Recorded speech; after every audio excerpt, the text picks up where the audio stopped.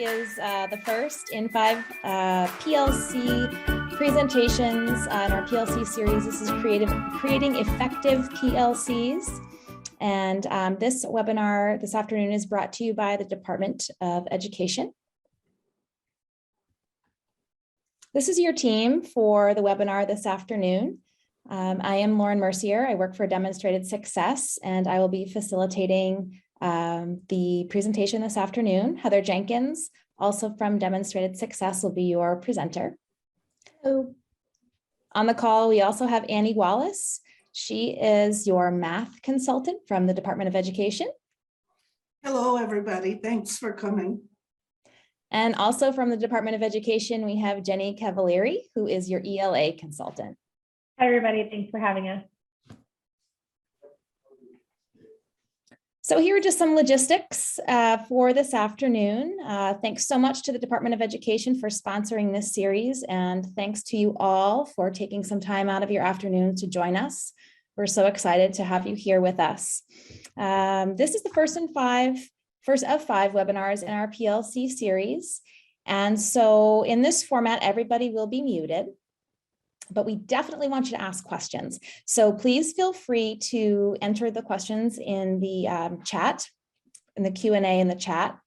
And we'll have periods of time where we will pause the presentation and ask for questions. If you have a question that's relevant to something that Heather is discussing, please feel free to type in your question and we'll try to address it as it's relevant to the slide. We will also send you an email tomorrow with a link to your professional development certificate for joining, a video of this recorded webinar, and Heather's PowerPoint as well. Take it away. All right, so this is where I take over again. Thank you everybody for coming.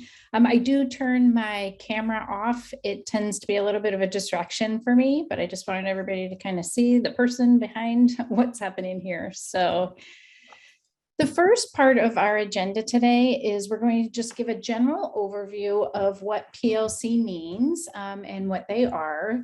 We're going to then get into what it means to create effective teams.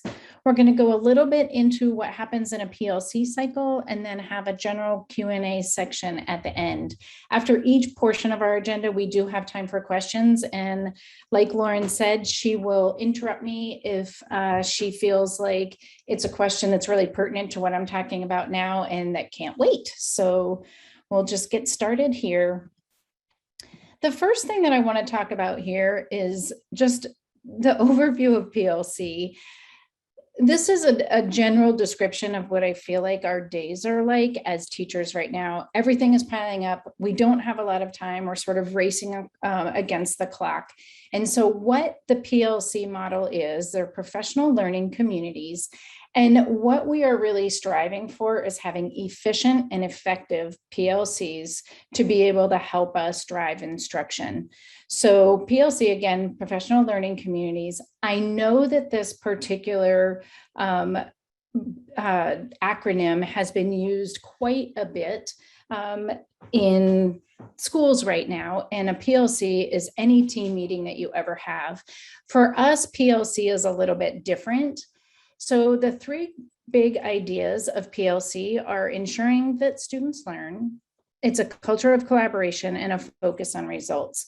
So PLCs are not going to be every single grade level meeting that you have, but it will be specific times where you are talking about data and talking about students. So we'll get into that a little bit. It doesn't mean that you can't call all your team meetings PLCs, but it tends to be a buzzword. And so we distinguish exactly what a PLC is, and that's what we're going to be going through today.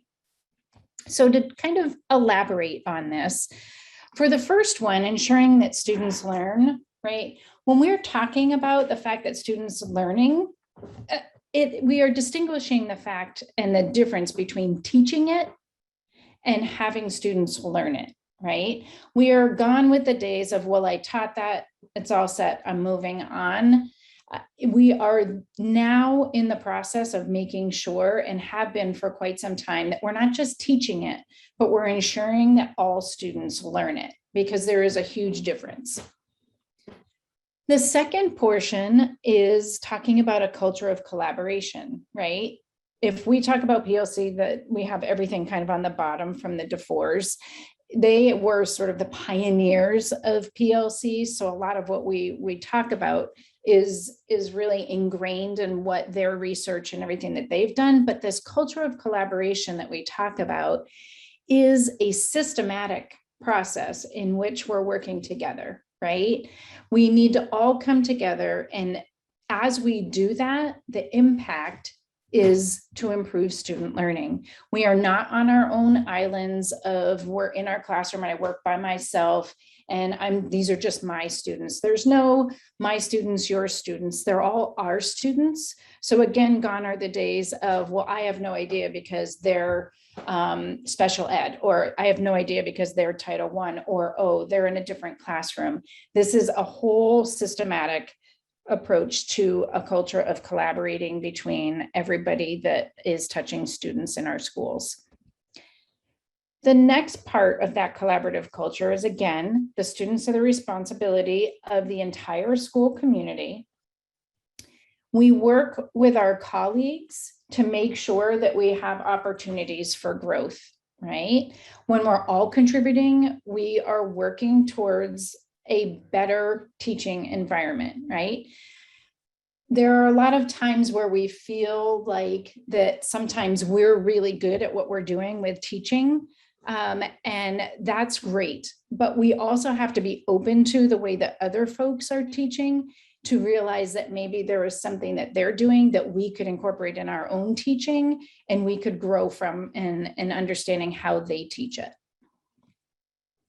The last bit is this focus on results, right? The idea of PLC is very results oriented, right? Everything that we do in a PLC and in a school for this particular type of work is that we make sure that we're looking at relevant data to inform instruction and to continue to improve our teaching and to ensure that that also translates into student learning, right? So all the results that we have are measured and they're celebrated, right? We have no lack of data at all in schools today. What we are hoping to do through the PLC process is figure out which data is really relevant and valid, and how can we use that data to inform our instruction and to do something with it, not just look at it and say, well, there we are, we're moving on. So the whole point is to take those results and really figure out and tease out what's needed to be able to make sure that we are improving learning for all students. There are 4 driving questions for PLC. One is, what do we want students to learn? 2, how do we know when they've learned it? Then what will we do when they haven't learned it? And what will we do when they have learned it?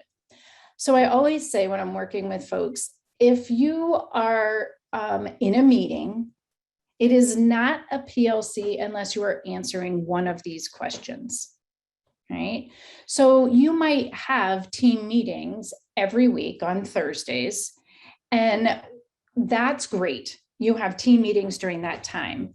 If you are answering one of these questions, it would be a PLC, right? So maybe you have a PLC every 4 weeks or 6 weeks or 8 weeks, depending on what your cycles are for looking at data and helping inform instruction, right?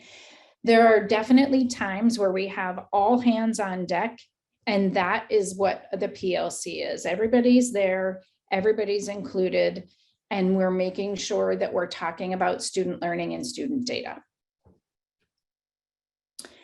I like to put these questions up we've had a workshop that's the PLC workshop, and then this webinar series is sort of springboarding off of that. And I had people sort of talk with shoulder buddies about some of these questions and just really thinking about what does it look like for you. I'm obviously not going to ask for feedback during this particular webinar, but it's important to really think about what your good experiences and your bad experiences are. And it's not necessarily with data review this year. It could be any year when you're looking at data. What does it look like in your building? Do you have any protocols? Do you have team norms or roles assigned? I just want you to think about these just a little bit as we get on into the next slides and think about how maybe what you've done in the past and what you're doing now might be able to be transformed a little bit so that it is more effective and that you're able to make a bigger difference with what you're doing when you're looking at data. The point of PLC is it's a whole school community. So this diagram here just happens to be an elementary school diagram, but it's also a middle school or high school. What it means is a lot of times we work in our grade level teams, and we work either sometimes just in our own little classroom, right? Or we might work with a whole team of people in our grade level, but a lot of times it is really difficult or not as common for people to look vertically and go across grade level. So when we do PLC, we like to think of it as a whole school community. That does not mean that everybody has to have the same goals and that everybody has to be doing goals around math or writing or reading. It just means that we are looking at the things that we are doing, not just in our own grade level, but across grade levels. It creates a shared purpose, right? And a shared vision for what's being done. And it just brings everybody together to really feel like a community and that we're not necessarily in this alone, that we're in this together. So it's not just your grade level, but it's all the grades coming together for that sort of collective whole group. The results of a systematic PLC approach, when we do PLCs and we do them well, there's just a series of pictures right here where we're talking about the growth that students have. When you do PLC and you do it well and you look at data to be able to inform instruction, and it's a systematic way, you are going to continually have student learning improve. So that's just a little bit of a general overview. I wanted to just give you a general overview of PLC. I know in a couple of the meetings that I've had, people just have a general question about the difference between team meetings and PLCs. So I just want to make sure to open it up. And if anybody has any questions here to go ahead and ask them. I don't have any questions yet, Heather. Yeah. No questions yet, did you say? No, not yet. Okay, perfect. All right, I'm going to keep going. The next section that I have here is creating effective teams. This particular portion is super important to be able to have effective PLCs. You need your effective teams to be able to get anything done. So everybody working together towards a common goal. And that means everybody. I know that it's really difficult in schools right now, and depending on the size of the school, to be able to get all hands on deck. But we need as many people as possible to be on the teams so that we are able to reach as many students as we can and get as many perspectives as we can on our teams. So you might have a team meeting that you have every week, and it's with maybe your grade level team. But every time you have a PLC or you look at data or you're doing anything that's talking about transforming instruction for students, we should have everybody in there, whether it be your special ed coordinator. An administrator should be in all of those meetings just so that they can kind of understand what's happening. If you have any sort of specialists that are able to be in with you in those team meetings, get them in. Again, it's not every week, but it's anytime that you have a PLC or you're looking at data, as many people as possible should be in there. And I know that when we're looking at, for some teams, we're looking at a little bit smaller team, or you might be the only person in your content area because you're in a really small school. You have to have somebody else come in there on your team, whether it be a different grade level or just somebody else to bounce ideas off of. It's essential for it not to be an island or only one or two people. So as many people as you can get on deck as possible. The most effective ways to do this is from top down. Administrators need to be on board, and administrators need to make sure that you have that time. And there's sometimes some flexibility that needs to be had on teachers' behalves or administration's behalf to make sure that you have common planning time, and that particular planning time can be used for the greater good of making sure that all students learn.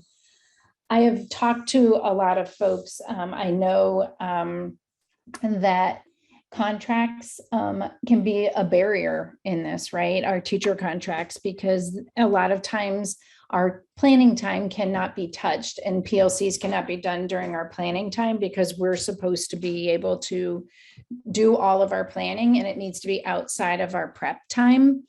But I would just, if that's the case for your school, I completely understand it. I don't know what it's like to be in every school district in the state here. I just know in my specific districts that I worked in, we had to transform our thinking and realizing that our prep time is most effectively used when talking about student learning and transforming and really dialing in on what we needed to teach. So we were willing to give up one of our planning periods to be able to do PLCs, but I know that contracts are a little bit different, but I just encourage you to think about that.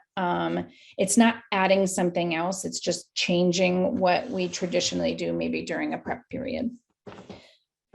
In saying that, and we're just talking about effective teams and just in general, really trying to get that all hands on deck, I would be remiss if I did not mention John Hattie's name here. He's an educational researcher. Most of you have probably heard of him. If you haven't, he's done everything there is when it comes to learning targets and student outcomes, and just understanding what the biggest influences are on student learning. He's done lots and lots of studies on it. And what he did in this, he studied the effects of different educational influences. So like boredom, homework, mentoring, making it, using punishment if kids aren't doing what they needed to do, all of these types of influences. And what he was really trying to look at was he wants 1 year's worth of work to equal 1 year's worth of growth, right? That's what our goal is, right? We don't want kids going backwards. I know a lot of times we do get kids going backwards, but he was saying we need to do everything we can to be able to ensure that it's 1 year's worth of growth for a year's worth of work. So what he did was this is called the Hattie effect. He studied all of these different influences and ranked them on the amount of effect that they had on student learning. So as you look at this little sort of circle, half circle here, the reverse effects, this on the left-hand side, all of these in the red had reverse effects on student learning. So a lot of times we feel like retention or kids being bored or suspending kids because they're not doing things are going to somehow get kids to really step up and have more of a desire to learn, but that is not the case. As we go up and around, here's some things that started to have a little bit more effect on student learning, which was the mentoring or co-teaching, using humor. So that's a little bit more effect, helps a more positive effect on student learning. And then here's what we do as teachers, right? We think maybe giving homework so that they're able to learn a little bit more during their, that homeschool connection, ability grouping, all those things start to have a little bit more. And then now we're starting to really get in and dig into what has the most impact on student learning. And if we go all the way down to the bottom, this collective teacher efficacy has the most desired effect on student learning. So when we talk about being able to really get students to learn, it's that collective teachers working together that makes the most impact on student learning. So this is just a little synopsis of what teacher efficacy is. So it's obviously teachers working together. the key is having appropriately high and challenging expectations of what a year's growth is like for a year's input, right? We want to make sure that we have evidence of all of that impact too, right? But this notion of having teachers working together, I want to also point out that appropriately high and challenging expectations, because I feel like what we do as teachers is as we get through, and we've been teaching specific grades for longer periods of time, or we have certain groups coming in, and now we've had COVID and we've had hybrid, we've been away, we're here, we don't know what's happening. Our bar is not because we're meaning to, but is tending to be lowered, right? We keep kind of lowering it just a little bit, just a little bit, just a little bit, because we want students to succeed. But we need to remember to keep that bar really high and work together to get all kids there, right? So if we're starting to lower our bar, that's where we start to have a problem. So as we're talking about effective teams and that effective teacher efficacy, there are 6 components of successful teams. So we start here and we start with norms, roles, and the climate of your particular group. We also need to have consistent protocols. You need a clear communication plan.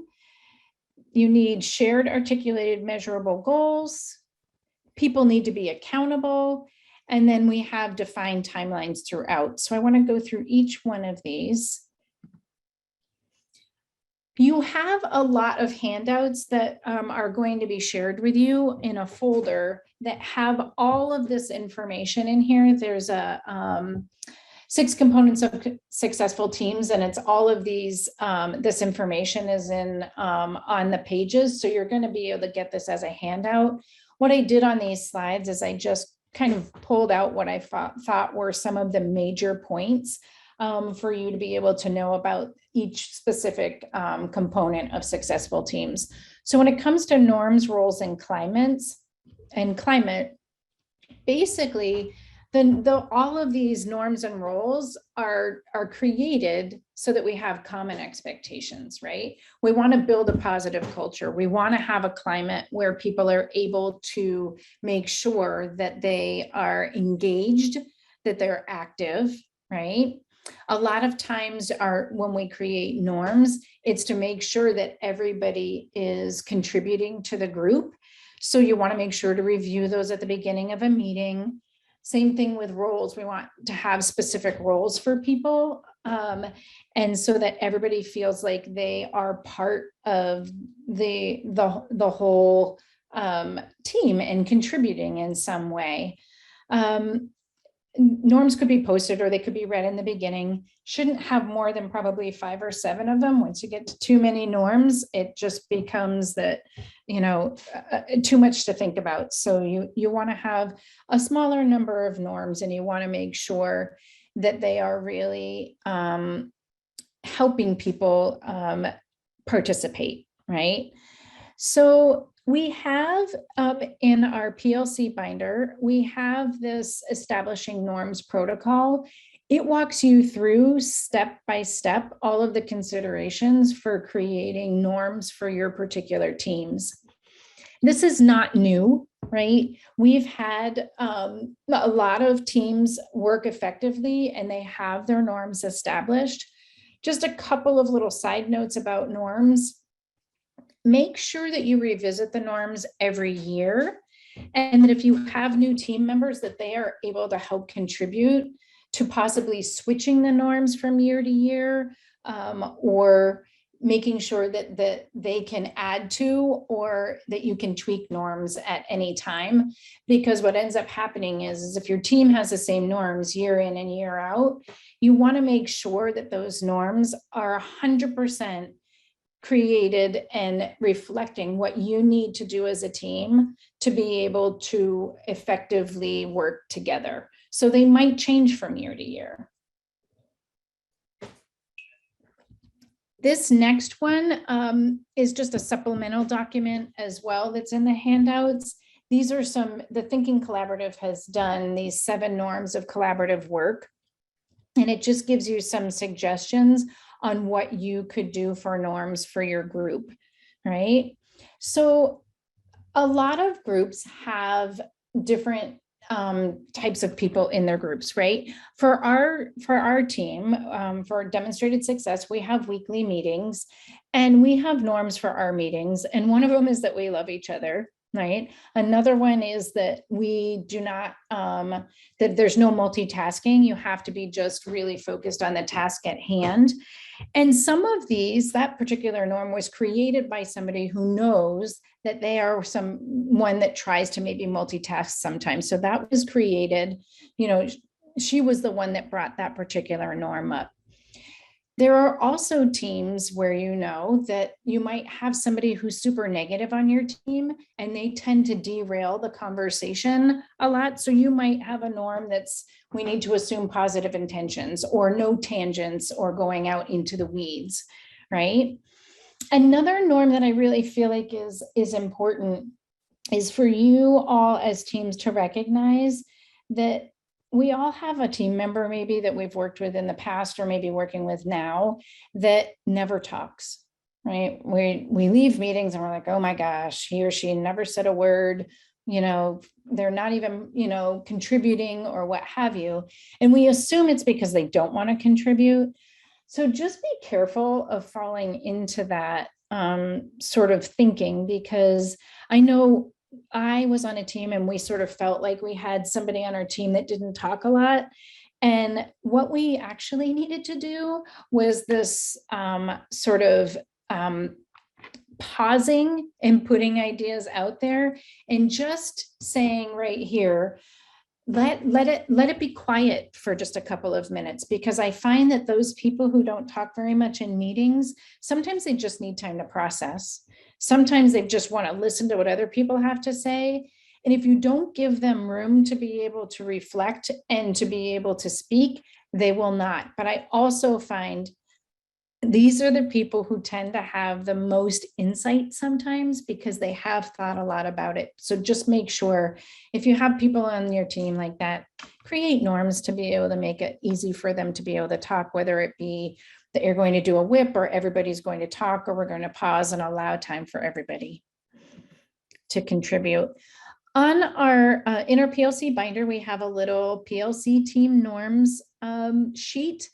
It's just a template for you to be able to use to be able to put some norms on there. Again, no more than 7. I think 7's even a lot, but just make sure that you really think about norms as you're creating these teams, because it's really important to have those norms so that everybody's working effectively. This is just an example. This arrive and ready to work. This is that accountability. Nobody wants to go into a meeting and talk about data and have a teacher say, oh, I didn't enter it into the spreadsheet, right? So if you have those people, making sure that you have a norm that says come prepared, right? When it comes to roles and responsibilities, there are lots of different roles that people can have in meetings. So just make sure that I know we have some small teams, right? So we have all of these norms here. There's not going to be one person for every single one of these roles or responsibilities here, but you want to make sure that you always have a facilitator. You always want to make sure that you have a recorder. The whole point of PLC in this process and all of these protocols is to have documentation, to have it down and in one spot. So you want to make sure you have a recorder and a materials organizer. Some people naturally fall into these roles. So it's pretty easy because you have people on your team that are really good at organizing things. So maybe they're the materials organizer, right? You might have somebody on your team that's a really great facilitator, or somebody that does a good job of keeping people on time. So they might fall into these roles, but just know that a lot of times you naturally fall into roles. And so year after year, you have the same roles, which is what I had on the last team that I was at when I was in the last school I was in. And I was that facilitator. And I kept the minutes and everything. And we noticed over time that our team meetings were not quite as efficient. as they used to be, or we just didn't feel like we were getting a lot done. And so we changed our team lead and we changed our facilitator, and it was a game changer. It wasn't because I was bad at it or she was better at it than I was. It was just a different perspective. And it really got us thinking about things in a different way. So our team was far more effective after that. So just think about that. If you've kind of fallen into the same roles and responsibility year after year, you might want to switch it up. If you're a team that changes these every time you meet as a PLC, that's great, that's fine, but just make sure that the roles are already figured out before you start your meeting, because wasting 10 minutes of a meeting to figure out roles is a waste of 10 minutes that doesn't need to be wasted. So just make sure it's figured out before you're actually meeting. When we talk about effective teams, another one of the components is consistent protocols. You will find throughout this PLC series of webinars and throughout this webinar in general as well, is that we have a ton of protocols. And we have protocols because we want to make sure that we are really dialed in and having an environment that is basically action oriented. It holds teams accountable, right? They know their goals, they know what's happening, and it's very clear to people about what's happening through this process. It helps make it so that you're able to build more trust and have better communication. And it helps also with teams that sometimes your members change, right? Especially throughout this last year or so. You may have different team members than you've ever had before, and you notice that people are coming in and they're sort of, you're just continuing on and about your business the way that you used to, but sometimes these folks don't necessarily have an understanding of what's going on. So it takes them a long time to figure it out. But if you have these protocols and everything's available to people, there's less guesswork, and you're able to bring people on your team and have them understand what's happening because it's all right there for them to be able to see. When it comes to protocols, one of our biggest protocols that we'll be talking about is that data dive protocol. We're not going to be getting into this today. We're going to be getting into this in one of our subsequent webinars, but I did want to show you it just because this is an example of one of the protocols that's in the PLC binder. It's systematic. You go through each phase of this data-driven dialogue and you're able to look at the data in different ways. So there's a long form, and what it does is it gives you an overview and lots of really great information for what you do in each phase of the data dive. So this is what we're talking about with protocols. I'm just going to kind of go through these. We're not going to do the data dive today, so I don't want to spend too much time on this, but there's a short form that goes along with this too, so that you're following this systematically, right? Going through each phase of this, but you have this little sheet where you're able to write on to be able to go through each phase and be able to put down your thoughts and then talk as a team. So that's the protocols that we're talking about, is making sure that you are systematically going through and putting information down, and whether it's doing a data dive, or whether it's creating an effective team, or documenting your SMART goals, there's protocols for all of it. When we talk about effective teams, we can't talk about them without a clear communication plan. PLCs and having people understand what's happening it's not willy-nilly. It's not like, I don't know when we're meeting. When are we meeting next? What's going on? You need to have effective communication. A lot of times the communication plan has to do with the protocols that you're filling out. And then other times it has to do with maybe the notes that you're taking during your PLC meetings, which I'll show you a little template for in just a minute. But you need to make sure that you have clear communication and that all team members are able to understand what's going on and when, and all of the facets of what's going on and happening. When we talk about shared, articulated, and measurable goals, That's the point, right? We look at data, we figure out our goals, they have to be measurable, and then we figure out what do we do to be able to meet these goals. Right? It's like with anything in life, you have, we're told all the time we need to create goals. If you don't have goals, it's hard for you to reach it, right? So this is what we're talking about when we look at data or we're working in our teams and figuring out how we make sure that all students are learning is we have to have these measurable goals. We'll again be talking really specifically about how to create SMART goals in another one of these webinars that we have, but it's a huge part of your effective teams and being able to make sure that you have a clear direction and that you move towards that direction. This is a year-long goal template that we have that helps teams work through how they establish a year-long goal. There's a couple of different ways to look at goals. One of them is this way, which is the year long. You figure out over the whole year, in the course of the year, what your end game is for a specific maybe cluster of standards or a specific area of teaching. And then you go through maybe different cycles throughout the year that touch upon that goal to get you to the end.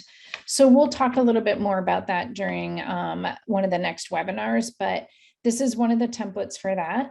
Another one is that SMART goal template. How do we create a SMART goal? So we'll be going into depth into this one as well. And then this is the big thing. This is that shared measurable goals.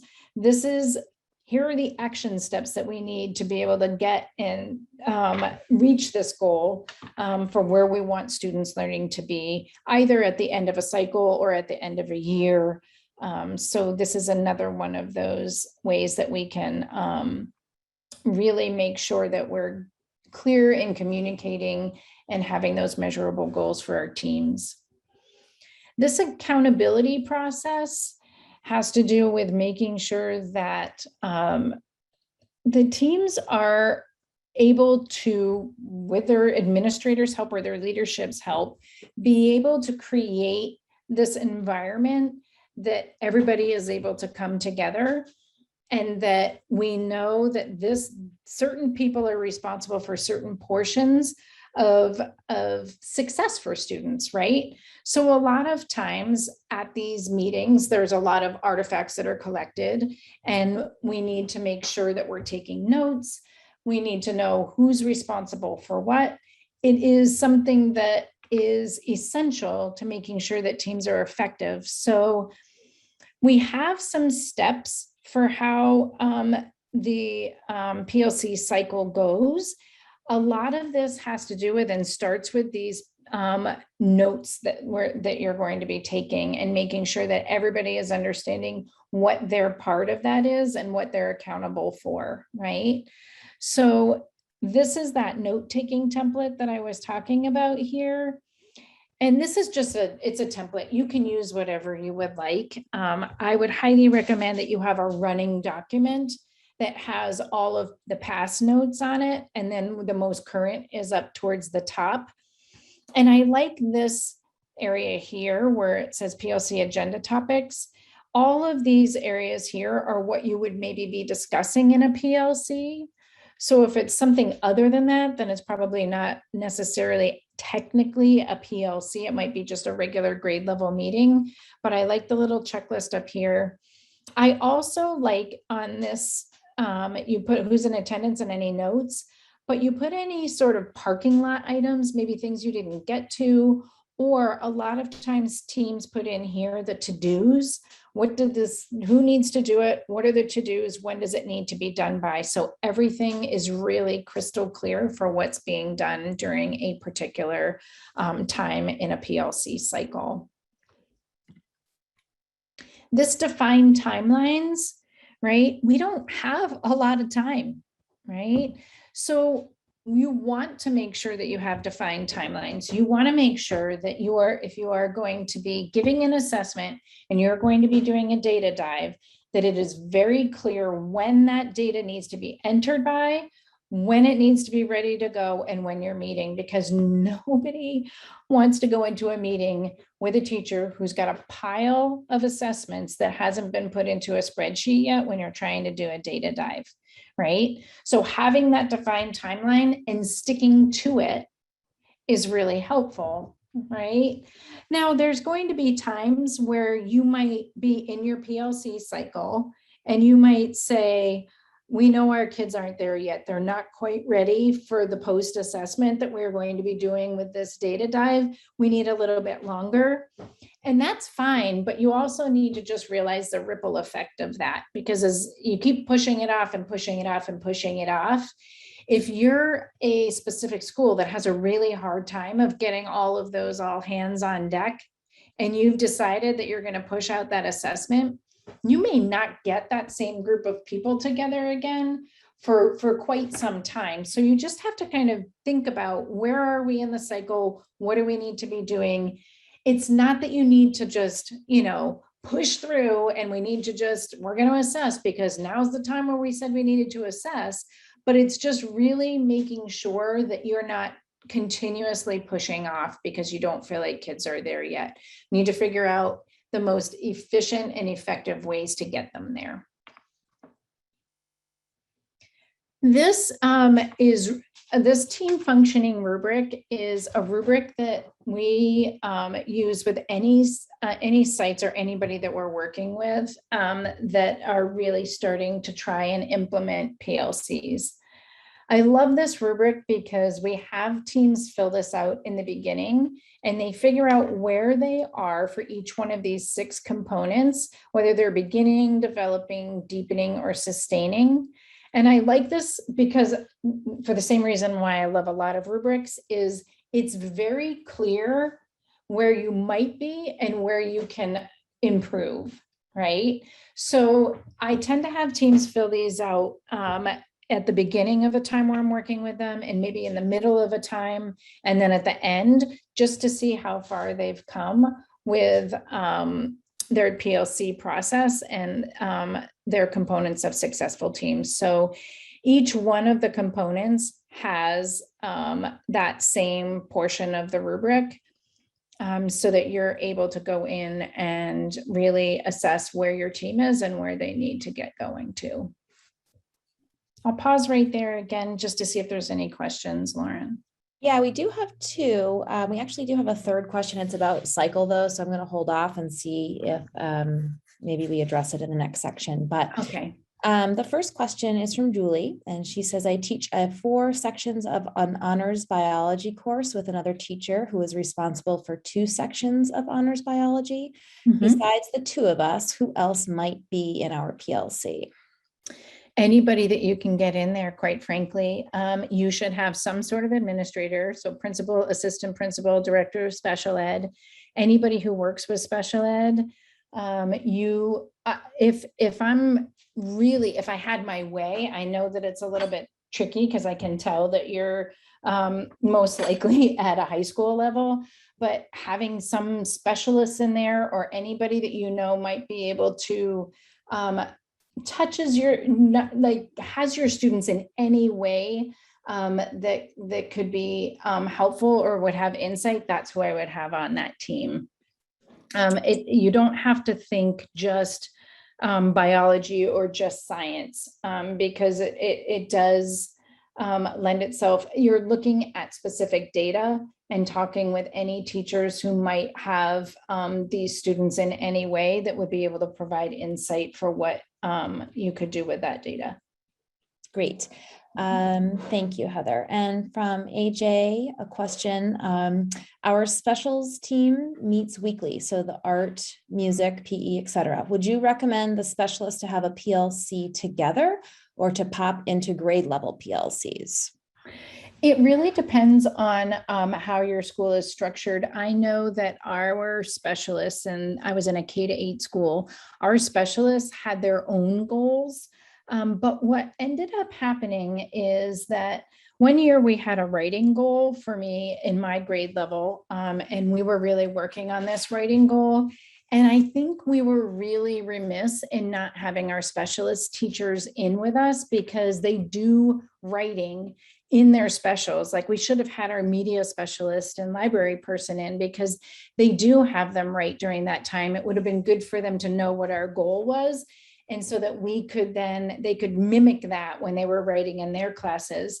I know our art teacher said the same thing because he really wanted people and students to be looking at art in a different way and maybe writing about it.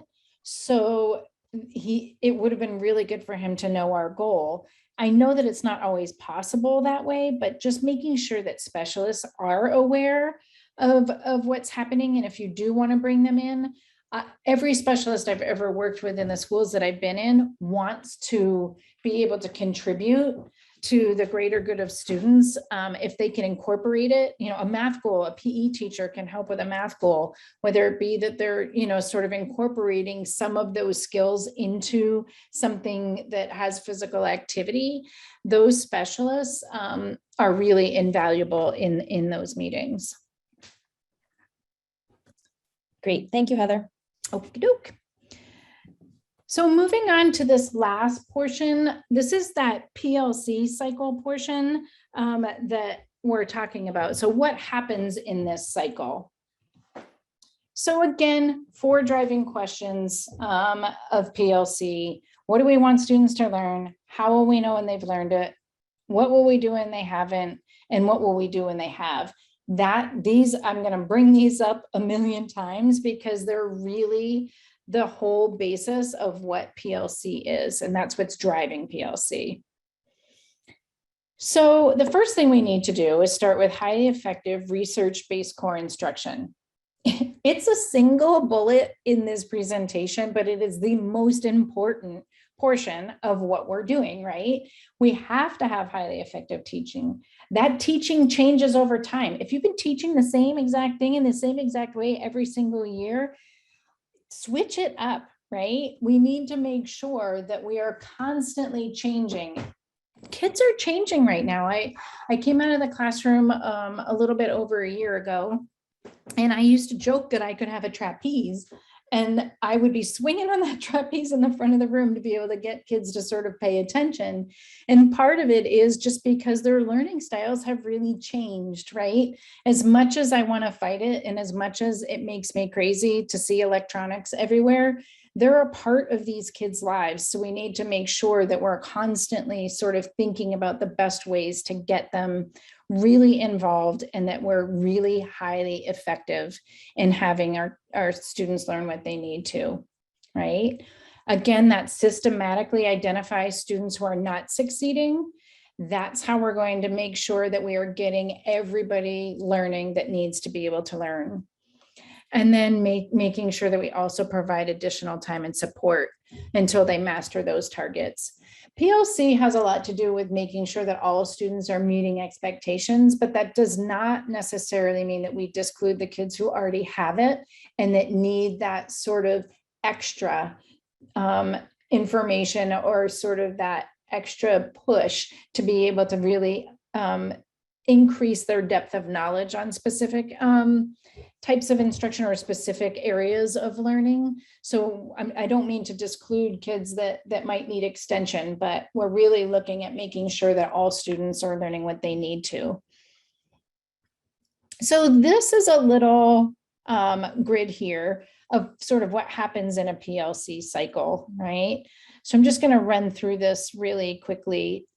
So a lot of times we teach the new content, we assess the learning, we review the data, we see, we instruct, we see if students are ready to move on, then we go right here and we discuss instructional ideas, extend or teach new content. But if they're not, we need again to discuss instructional ideas, reteach differently, not again, just not the same thing again, then we reassess and it goes over and over, right? So the PLC cycle isn't necessarily just this outside edge, which is what a lot of us have really gotten into as we look at data, but we've got no time to do anything about it and we move on.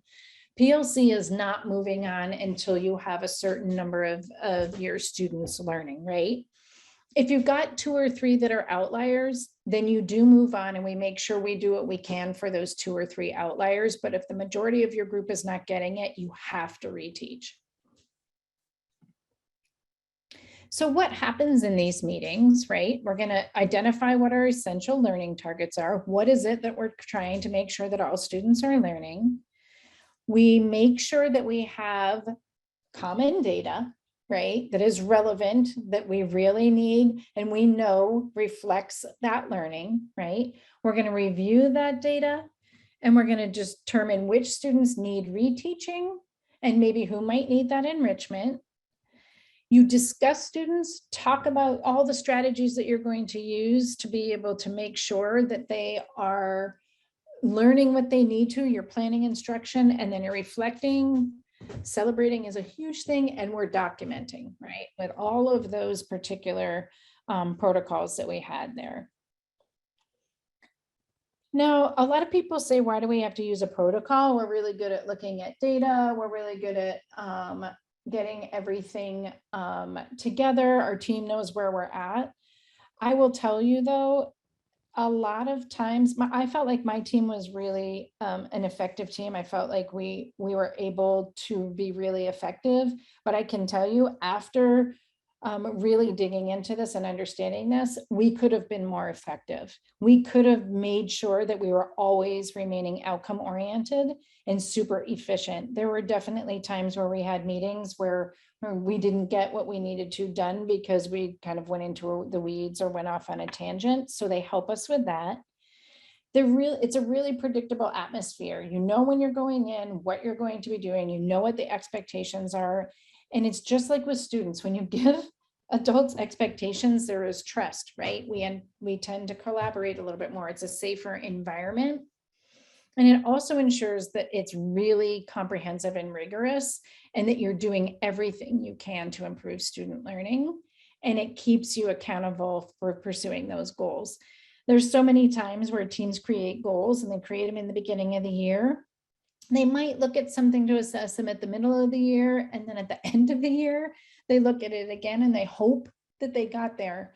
But what we're talking about is constantly thinking about those goals and having different cycles of looking at data to make sure that we are moving in the direction of meeting those goals.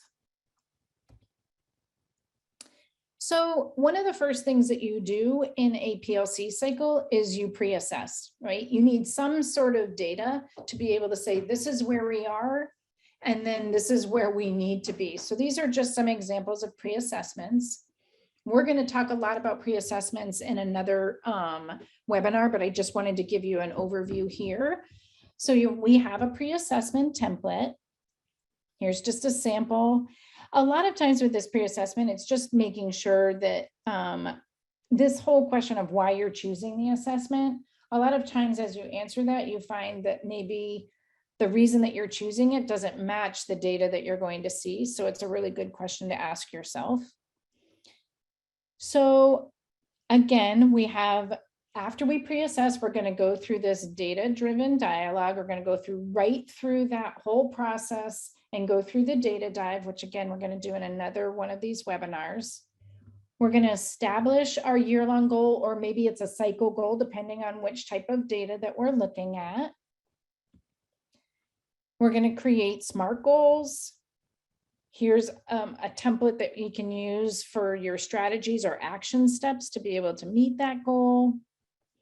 You're going to plan your intervention if you're in that particular phase. This is just a quick little template for how you can plan intervention.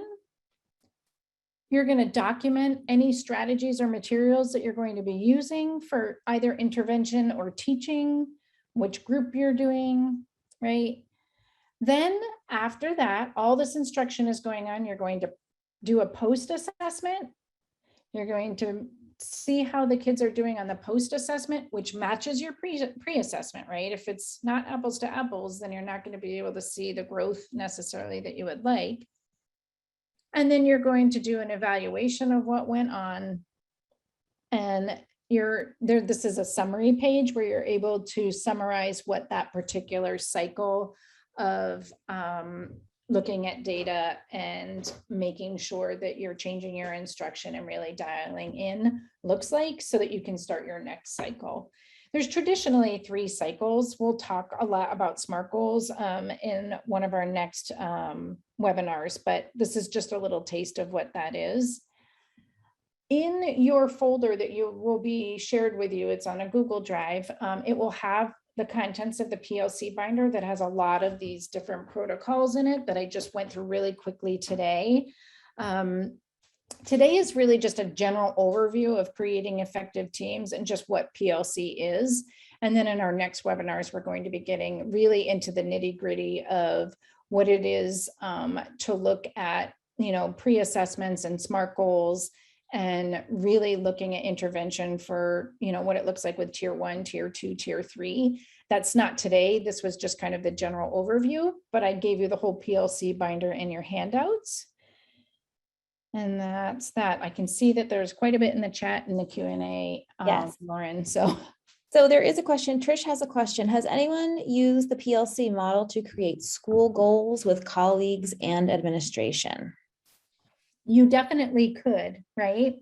A lot of times I find that school, if your goals for your grade level don't somehow align to school goals, then it becomes a little bit tricky, right? Like if your whole school goal is that you're trying to, if your administration has said we're working on writing this year and your grade level goals have to do with math and it has nothing to do with writing, then that's not necessarily a good sort of reflection. It tends to be top down. What are your district goals, your school goals, and your grade level goals? So certainly this could be done as a school-wide initiative to say, where do we want to increase in general as a school? And then each grade level would then be able to contribute and figure out what at their specific grade level that looks like. So yes.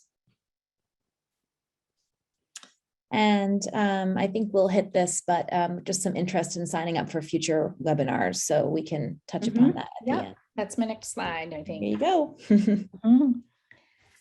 All right. So here are the upcoming webinars and workshops. So this one today was that creating norms, protocols, and the binder and the data cycles, and just what that sort of meant. Our next one that's coming up in a couple of weeks is identifying standards and creating a SMART goal. And then the one after that is creating pre-assessments and the whole data dive cycle really in depth. And then after that, we're determining needs and implementing interventions. And then the last one is progress monitoring, post-assessment, and celebration. We also have this understanding standards and depth of knowledge webinars coming up. We've done the K-2 webinar and the 3 to 5. Coming up next week is grades 6 through 8, and then grades 9 through 12. Any of these particular webinars that we do are recorded and are on the Demonstrated Success YouTube channel, and they're also located on the Department of Education website. So the recordings will be up there as well. Just a little bit of quick information here. We do want your feedback. I think, Lauren, you were maybe going to do these slides, but I'm just going right through. Yeah, it's all good. So once you leave here, a 4-question survey will pop up. We do want your feedback. We do want to know how you liked this webinar, if there are things that we can change. I know that this was a general overview. I was at the workshop that was this was part of one of the workshops, and somebody said this was a really basic concept. Is there an advanced PLC, workshop or webinar that you have? And it's really not. This whole concept and these protocols are very systematic and pretty basic. What gets hard is that getting that and implementing it in your school is the hard part. So that's the advanced part. But I will tell you, a lot of this is just really making sure that you are systematic about what you are doing. So I do want to know what else you might want to know about or to learn about that may not be in subsequent webinars. So go ahead and put that right on there. It'd be great. And we're always looking for ways to improve. Last thing is here, this is all of our information and our contact information. You're able to email any of us. You will have this presentation, so you don't have to frantically write these down. But reach out to us if you have any general information. Maybe it's going to be something that's going to come up in one of the next webinars, and we can tell you to, register for one of those. But the registration for the webinars, just so that, all the webinars that were listed here, you get emails that have links on them. They're from the Department of Education. They're like a MailChimp email that you're able to register for any of these webinars. Or if you can't find one of those, they are on the Demonstrated Success website under the data coaching webinars. You can register from there. And I believe there is also a link on the Department of Education website.